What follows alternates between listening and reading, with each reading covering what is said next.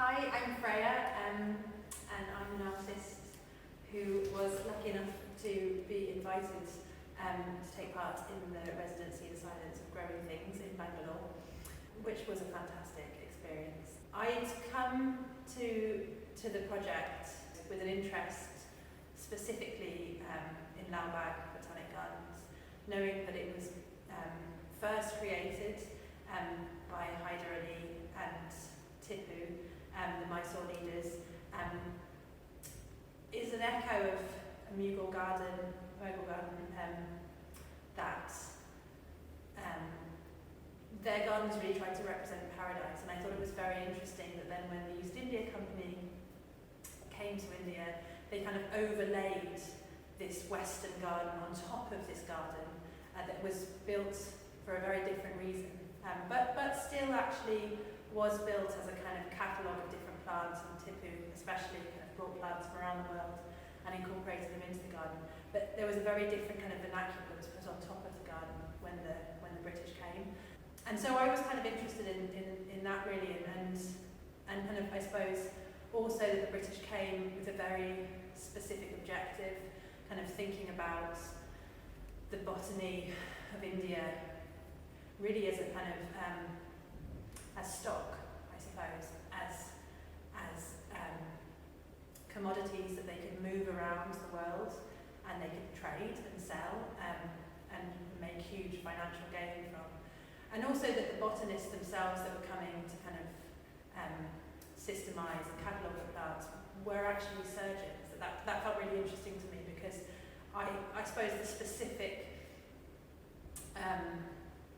focus that I wanted to kind of approach and consider the garden was under this idea of kind of resilience and restoration and care, and thinking about the fact that India has such a relationship with the plants around it through kind of the Ayurvedic practice, kind of medicinal practice, kind of one of the oldest medicinal practices in the world. So there is this amazing heritage and history in India of using plants and working with plants. And I think what I wanted to kind of approach and really research was kind of what happened when the British got there, because there were surgeons that were looking at these plants, but actually they were kind of trying to catalogue the plants, but in so many instances they lost that indigenous knowledge. So yeah, it was amazing to have seen all these images of Laubag and Bangalore online and in books, and then to be there in the flesh, and obviously that completely upends, or maybe doesn't upend, but it really brings so much more to the ideas that I came with, you know, walking through Laubag with all these beautiful flowering trees and the bird song and these grand avenues, and then being able to kind of slip off the avenues into these kind of spaces of just bird song and kind of a cacophony of sound and vegetation. I think that kind of brought so much more to these kind of ideas. And before I'd left, actually, I think something that I'd found in the Kew archives that was really interesting was this list of botanicals that had been made by the East India Company, and the East India Company had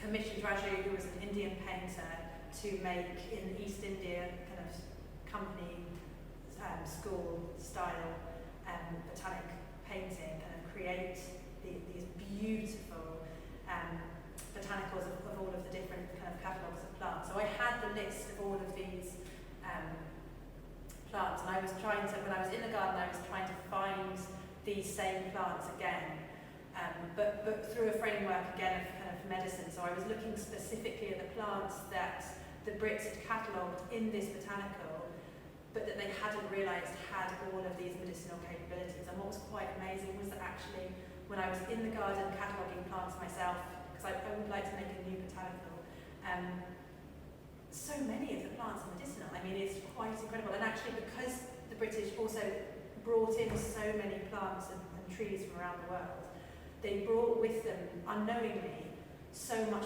more medicinal plants into this landscape that were kind of used by the Aborigines in Australia and African tribes for centuries. But again, that indigenous knowledge was lost because of this kind of migration. migration. But then what was lovely as well is kind of learning about how certain species have kind of been integrated into India and kind of gained another kind of cultural association. So one of the spaces I was working in India was this sacred grove of tamarind trees that was, they think was planted over 800 years ago during the Chola period.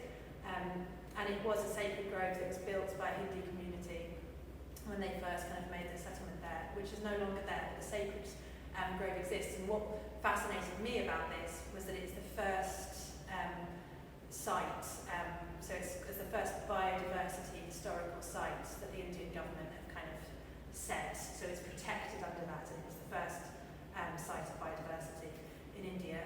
So I'm making a film about that space, and hopefully about the Arboretum in Derby at the moment, because I'm kind of interested in the movement and the fact that the Arboretum in Derby was the first space in the UK to bring trees and plants from around the world in a similar kind of, so there's a lot of correlation there.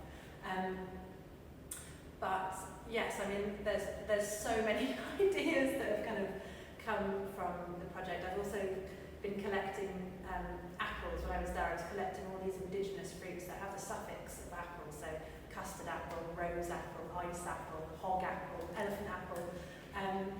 I kept finding these amazing fruits in the fruit sellers kind of around India in the market, and when I was inquiring what their names were, I was always told that they were kind of different types of apples, and kind of doing research around this because it seemed a bit mad, found out that it's kind of these are indigenous fruits that are found amongst the British Empire, so not just in India, but that the Brits would just suffix them with apple, and it felt like a kind of an interesting way to consider colonialism and movement and migration through these fruits that actually have indigenous names themselves. And so I brought back I made moulds of these fruits when I was in India, and I brought them back to hopefully make a kind of sculptural